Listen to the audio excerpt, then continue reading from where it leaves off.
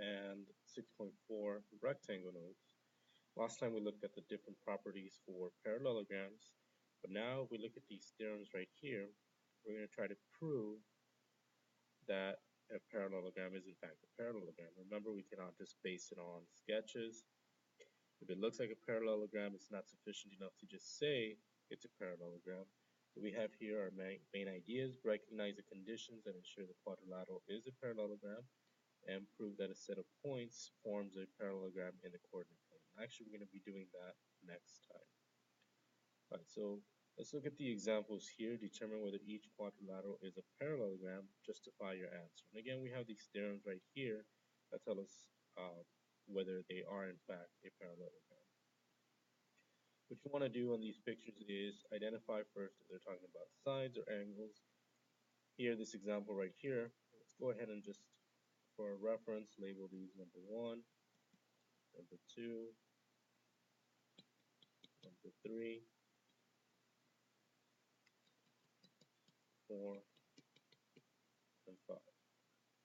Alright, we go back to number 1. We're dealing with angles here. We see this angle is the same thing as this angle, and this angle. We have 4 congruent angles. And when I look at my theorems, I can see that in this picture we're dealing with angles. And we want to meet or see if criteria is met here. Says if both pairs of opposite angles are congruent, then the quadrilateral is in fact a parallelogram. And we can see here I have both pairs, this angle and this angle are congruent, and this angle and this angle are congruent. So on this example right here, I would say yes, it's a parallelogram. Now we have to justify our answer, so I'm just going to go ahead and label it as 6.10 theorem. Alright, let's look at the next example. Number 2 is dealing with, again, the same thing, angles. Very similar to this, the only exception is that they actually do give us measurements. And the same thing, I can see that on this one, 25 is in fact the same thing as 25 over here. 155 is the same thing as 155. They are opposite angles directly across each other. So the same thing as this other example over here. I'm going to say yes, and 6.10 theorem from above will prove that. Alright, let's look at this example number 3 now. Notice that there's no information on the angles, and while it looks like the angles might be the same, we cannot just base it on pictures, so we have to go to these theorems right here. As they're dealing with sides, I'm going to go ahead and read theorem 6.9. And if you read it, highlight the key terms. It says both pairs of opposite sides have to be congruent.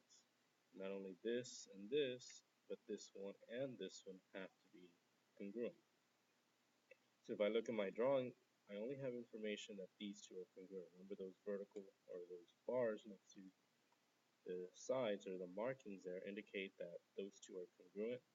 But the question is, what about these sides? Since they do not provide enough information, I'm going to go ahead and state this one is no, and I'm going to put here there is not enough information.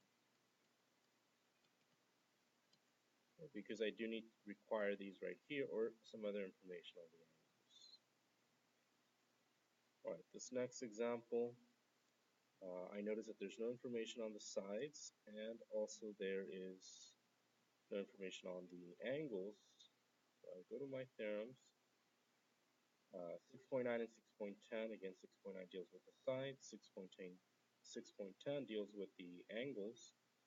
If I look at 6.11 here, it says it's talking about diagonals. If the diagonals of the quadrilateral bisect each other, okay, then we have a parallelogram. So again, this one is the same thing as this one, and this one over here is the same thing as this one. Just be careful on there. On this one, it's not saying that all these 4 pieces are the same. It's simply saying that this one with 2 bars is the same thing as the one with 2 bars, and the one with single bars is the same thing as single bar. So we're going to look at, when we look at rhombus, we're going to see a special case that happens with those pieces. But for right now, The only thing I know is the diagonals have to bisect each other, and I see that here. This is 3, this is 3 as well. They didn't provide a measurement on this other diagonal, but they left these markings to indicate that those two are the same. And since the diagonals are congruent, or rather, I'm sorry, not congruent, but since the diagonals bisect each other, I'm going to go ahead and put 6.11 as my theorem. Yes, this is a parallelogram by 6.11 theorem.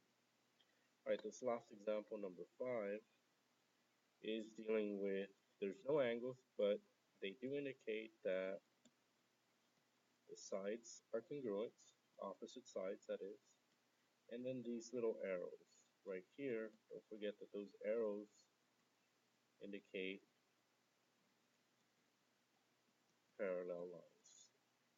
If I go to my theorems, I can't use 6.9 because it says both pairs of opposite sides have to be congruent. Again, that's why on number 3 over here, I couldn't exactly say 6.9. But if I look at this theorem, 6.12, the last one says if one pair of opposite sides is both parallel and congruent, like you see here in this picture, then we can say it's a parallelogram. So by theorem 6.12, I'm going to indicate, yes, this is in fact a parallelogram by 6.12. Just be careful with theorems here, and that you identify how to determine or recognize the conditions that ensure quadrilateral is met, which is that first main idea right here. Alright, let's move on to rectangles.